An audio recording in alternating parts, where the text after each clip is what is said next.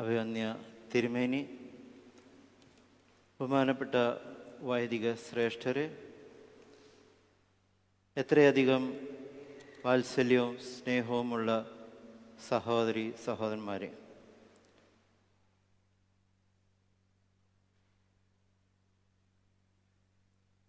സ്വർഗാരോഹണ പെരുന്നാളിൻ്റെ തലേ ഞായറാഴ്ചയിൽ നമ്മളിന്ന് ആരാധനയിൽ പങ്കിടുകയാണ്. വരുന്ന വ്യാഴാഴ്ച സ്വർഗാരോഹണ പെരുന്നാളും അതിനുശേഷമുള്ള നാളുകൾ കാത്തിരിപ്പിൻ്റെ നാളുകളുമായിട്ട് നമ്മെ തന്നെ സജ്ജരാക്കി ഒരുക്കി പരിശുദ്ധാത്മാവിൻ്റെ സ്വീകരണത്തിന് വേണ്ടി നമ്മളെ തന്നെ സമർപ്പിക്കുകയാണ്. ഈ ദിവസങ്ങളെല്ലാം വളരെ ശ്രേഷ്ഠതയോടും വളരെയധികം ആത്മീയമായും നമ്മളെ തന്നെ സമർപ്പിക്കുന്ന വേദഭാഗങ്ങളാണ് നമ്മൾ വായിച്ചു കേട്ടത്. ഇന്ന് നാം വായിച്ചിട്ട് വിശുദ്ധ ഏവൻഗേലിയൻ്റെ ഭാഗം വിശുദ്ധ ലൂക്കോസ് എഴുതിയ സുവിശേഷം 9-ാം അധ്യായം 51 മുതൽ 62 വരെയുള്ള വാക്യങ്ങൾ. കർത്താവായ യേശു ക്രിസ്തു തൻ്റെ ആരോഹണ നാളുകൾക്ക് സമീപിച്ചപ്പോൾ യെരുശലേമിലേക്കുള്ള യാത്ര മധ്യേ ഉള്ള സംഭവത്തെക്കുറിച്ചാണ് ഇന്നിവിടെ പ്രതിപാദിക്കുന്നത്. ശമരിയരുടെ ഗ്രാമത്തിൽ കൂടി കടന്നു പോകുമ്പോൾ അവിടെ ഉണ്ടാകുന്ന നീരസതയെക്കുറിച്ച് ശിഷ്യന്മാർ മനസ്സിലാക്കുകയും കർത്താവിനോട് ആവശ്യപ്പെടുകയും ചെയ്യുന്ന അവരുടെ ആഗ്രഹം കർത്താവ് തമ്പുരാൻ അവർ വീണ്ടും ചിന്തിപ്പിക്കുകയും ചെയ്യുന്ന ഭാഗമാണ്. അനുഗ്രഹിക്കപ്പെട്ടവരെ, സ്വർഗാരോഹണ പെരുന്നാളിൻ്റെ ആ ശ്രേഷ്ഠതയിലേക്ക് പ്രവേശിക്കുമ്പോൾ ലൗകികമായ ചിന്തയിൽ ഭരിച്ചിരുന്ന യാക്കോബും യോഹന്നാനും ശമരിയരുടെ നീരസത കണ്ട് കർത്താവിനോട് ആവശ്യപ്പെടുകയാണ് ചെയ്യുന്നത്. ഞങ്ങൾ ആഗ്രഹിക്കുന്നത് സ്വർഗത്തിൽ നിന്ന് തീ ഇറക്കി ഇവരെ നശിപ്പിക്കണമെന്ന്. കർത്താവ് അവരിലേക്ക് തിരിഞ്ഞ് നോക്കി ശാസിക്കുന്നതായിട്ട് 55-ാമത്തെ വാക്യത്തിൽ നമ്മൾ ശ്രദ്ധിക്കുന്നു. അത് വലിയൊരു നോട്ടമായിരുന്നു. അവരുടെ മനസ്സിനെ പിന്തിരിപ്പിക്കുവാനും അവരുടെ ഉള്ളിലുള്ള ചിന്തകളെ വീണ്ടും വിചാരണം ചെയ്ത് അതിലൊരു കംപ്ലീറ്റ് ട്രാൻസ്ഫോർമേഷനായിരുന്നു അവിടെ സംഭവിക്കുന്നത്. കർത്താവ് ശാസിക്കുകയാണ് ചെയ്യുന്നത്, നിങ്ങളിത് ഏത് ആത്മാവിലാണ് പറയുന്നത് നിങ്ങൾക്ക് അറിഞ്ഞുകൂടാ എന്ന്. അപ്പോൾ തീർച്ചയായിട്ടും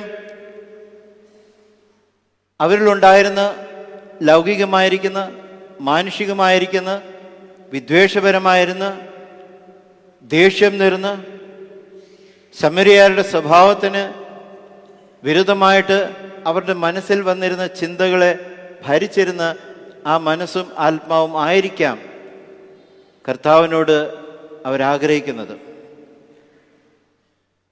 കാരണം വേറെ ഒന്നുമല്ല, യഹൂദന്മാരും ശമരിയരും ബദ്ധ ശത്രുക്കളായിരുന്നു. ഒരുപക്ഷെ അവരുടെ മനസ്സിൽ വന്നത് കർത്താവ് അതുവഴി പോകുമ്പോൾ യെരുശലേമിലേക്ക് പോകുന്നതുകൊണ്ട് ഞങ്ങളുടെ ശത്രുവായതുകൊണ്ട് സ്വീകരിക്കേണ്ട ആവശ്യമില്ല എന്നും. എന്നാ പിന്നെ ആഗ്രഹിക്കാം അവരെ നശിപ്പിക്കാൻ വേണ്ടി.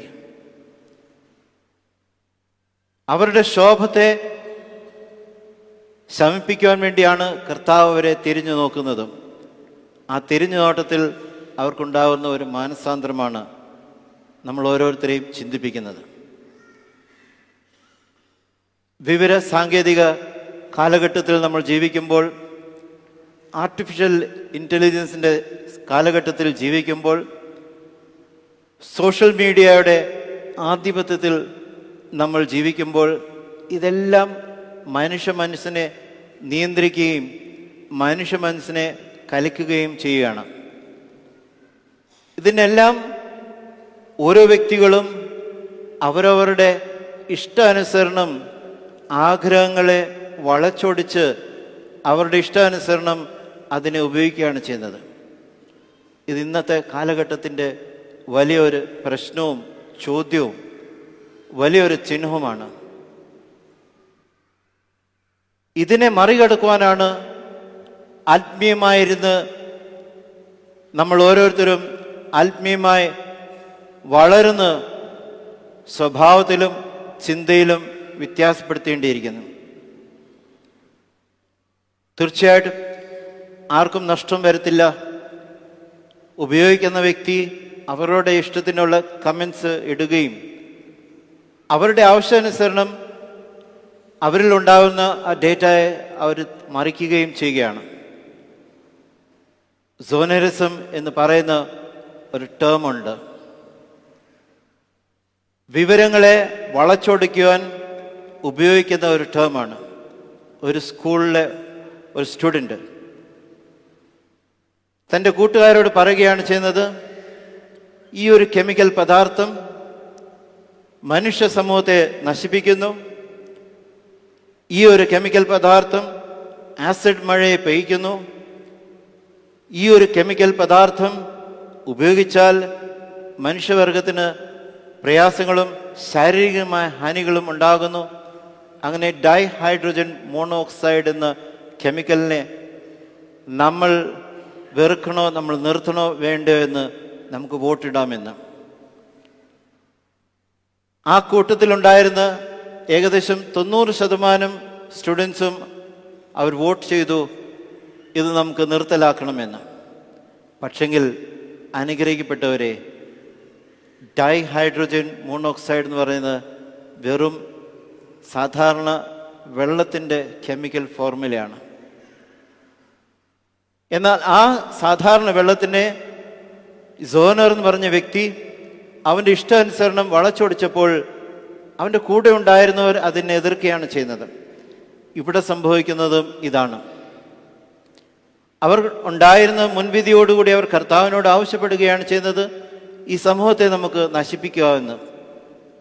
എന്നാൽ കർത്താവ് ക്ഷമയുടെ ഭാഷയാണ് പഠിപ്പിക്കുന്നത്, സ്നേഹത്തിൻ്റെ ഭാഷയാണ് പഠിപ്പിക്കുന്നത്, സ്നേഹത്തിൻ്റെ സമീപനമാണ് പഠിപ്പിക്കുന്നത്. ഇവിടെ ആവശ്യമുള്ളത് സ്നേഹവും അതിനോടുകൂടെ ക്ഷമയുമാകുന്നു. അത് മനസ്സിലാക്കി വേണം വർത്തിക്കുവാൻ വേണ്ടി. ശോഭിതരായ ഈ ശിഷ്യന്മാരുടെ ഇടയിലേക്ക് കർത്താവ് നോക്കുമ്പോൾ, നിങ്ങൾ ഓരോ കാര്യങ്ങളും അതിൻ്റെ ആയിരിക്കുന്ന സീരിയസ്നെസ്സിനോടുകൂടി, ഓരോ കാര്യങ്ങളും അതിൻ്റെ ആയിരിക്കുന്ന പക്വതയോടുകൂടിയും സമീപിക്കേണ്ടിയിരിക്കുന്നു. ഇതാണ് കർത്താവ് തമ്പുരാൻ തൻ്റെ ശിഷ്യന്മാരോട് ആവശ്യപ്പെടുന്നത്, നമ്മൾ ഓരോരുത്തരോടും ആവശ്യപ്പെടുന്നത്. വിശ്വാസത്തിൽ ജീവിക്കുമ്പോൾ, ക്രിസ്തീയ വിശ്വാസത്തിൻ്റെ വിളി അനുസരിച്ച് അതിനനുയോജ്യമായി ജീവിക്കുമ്പോൾ, നമ്മളെ സമീപിക്കുന്ന ഓരോ കാര്യങ്ങളിലും ദൈവസന്നിധിയിൽ സമർപ്പിച്ച് നമ്മളെ തന്നെ സജ്ജരാക്കി അതിൻ്റെ ആയിരിക്കുന്ന പക്വതയോടുകൂടിയും അതിൻ്റെതായിരിക്കുന്ന സീരിയസ്നെസ്സോടുകൂടിയും ഗ്രഹിക്കുമ്പോൾ അതിനെ ശരിയായ രീതിയിൽ സോൾവ് ചെയ്യാനോ അതിനെ ശരിയായ രീതിയിൽ വിശകലനം ചെയ്യാനോ നമ്മളെക്കൊണ്ട് സാധിക്കും. ഇതാകുന്നു ദൈവിക ശക്തി. തൻ്റെ ശിഷ്യന്മാരിലും നമ്മൾ ഓരോരുത്തരിലും ലഭിച്ചിരിക്കുന്ന പരിശുദ്ധാത്മാവിൻ്റെ ദാനം. പ്രിയമുള്ളവരെ, രണ്ടാം ഭാഗത്ത് നമ്മൾ കാണുന്നത് കർത്താവായ യേശു ക്രിസ്തുവിനെ സമീപിക്കുന്ന 3 യുവാക്കളെക്കുറിച്ച്. ഒരു ആദ്യമായി യുവാവ് വന്നപ്പോൾ, കർത്താവെ ഞാൻ നിന്നെ അനുഗമിക്കട്ടെ എന്ന് ചോദിച്ചപ്പോൾ, കുരുനറികൾക്ക് ഗുഹയുണ്ട്, പക്ഷികൾക്ക് കൂടുണ്ട്, പക്ഷെങ്കിൽ മനുഷ്യപുത്രനോ തല ചായ്ക്കുവാനുള്ള ഇടമില്ല എന്ന്. പ്രിയമുള്ളവരെ, ജീവിതത്തിൻ്റെ സുഖ സൗകര്യങ്ങളെ തേടി കർത്താവിൻ്റെ അടുക്കിലേക്ക് വരരുത് എന്നുള്ള ആഹ്വാനമാണ് ഇവിടെ നമ്മളെ ഓർപ്പിക്കുന്നത്.